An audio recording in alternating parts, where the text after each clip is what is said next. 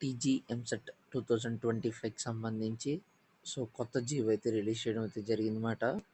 ఏంటంటే అనేది వీడియోలో క్లారిటీగా ఎక్స్ప్లెయిన్ చేస్తాను. ఇక్కడ మీరు టైటిల్ కూడా చూసుకున్నట్లయితే కనుక వృత్తి విద్యా కోర్సుల్లో 15% సీట్లకు మార్గదర్శకాలు అనేది ఇచ్చారన్నమాట.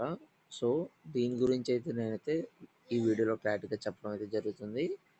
దానికంటే ముందుగా మన ఛానల్ ఫస్ట్ టైం అయితే చూస్తున్నారు, సబ్స్క్రైబ్ అయితే చేసేసుకోండి. పక్కన గంట సింబల్ గట్టిగా నొక్కండి.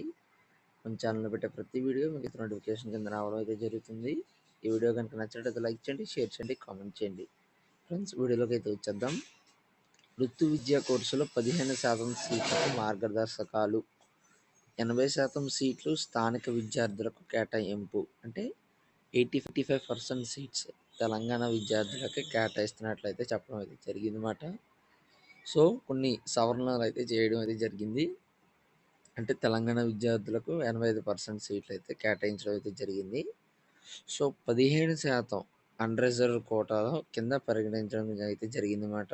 సో అన్రిజర్వ్డ్ కింద పరిగణించారు కదా, ఏపీ స్టూడెంట్స్ వాళ్ళు ఎవరైనా చదువుకోవచ్చా అంటే ఇక్కడ ఫోర్ కేటగిరీస్ కింద మళ్ళీ అందులోనే డివైడ్ చేయడం అయితే జరిగిందన్నమాట. సో ఆ 4 కేటగిరీస్ ఏంటి అనేది ఈ వీడియోలో క్లియర్గా చెప్తాను. ఇప్పుడు ఫస్ట్ వన్ వచ్చేసి తెలంగాణ స్థానికులు అయితే 15% అన్రిజర్వ్డ్ సీట్స్కి అయితే పోటీ పడొచ్చన్నమాట.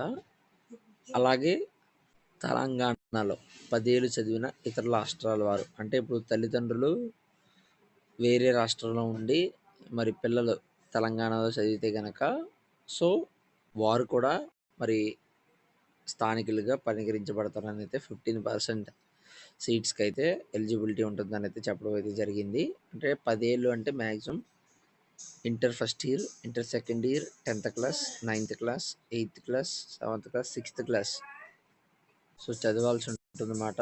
4 ఇయర్స్ దాటితే మరి అంటే maximum 7th class, 8th class, 9th class, 10th class, 11th, 12th so దాటితే కనుక మనకైతే మరి తెలంగాణ విద్యార్థుల కింద మిమ్మల్ని అయితే లెక్కలో ఉంటుంది కాబట్టి 15% సీట్లలో మీరైతే ఎలిజిబిలిటీ చేసుకోవచ్చు. నెక్స్ట్, కేంద్ర రాష్ట్ర సంస్థల్లో పనిచేస్తున్న వారు, అంటే తెలంగాణ సంబంధించి పనిచేస్తున్న వారు ఎవరైతే ఉన్నారో వారి పిల్లలు కూడా ఎలిజిబిలిటీ అనేది చెప్పడం అయితే జరిగిందన్నమాట. కేంద్ర రాష్ట్ర ఉద్యోగుల జీవిత భాగస్వాములు ఈ 15% సీట్లు కూడా అర్హులని అయితే చెప్పడం అయితే జరిగింది. సో ఈ 15% సీట్స్ని ఇలాగ 4 కేటగిరీస్ కింద సో డివైడ్ చేయడం అయితే జరిగింది. సో ఈరోజు అయితే నోటిఫికేషన్ అయితే విడుదల చేయనున్నారు కాబట్టి నోటిఫికేషన్ ఇంకా క్లారిటీ అయితే ఇవ్వడం అయితే జరుగుతుంది. సో నెక్స్ట్ వీడియోస్లో రిలీజ్ చేసిన వెంటనే మన నోటిఫికేషన్ గురించి కూడా మళ్ళీ ఎక్స్ప్లెయిన్ చేయడం అయితే జరుగుతుంది అన్నమాట. Thank you.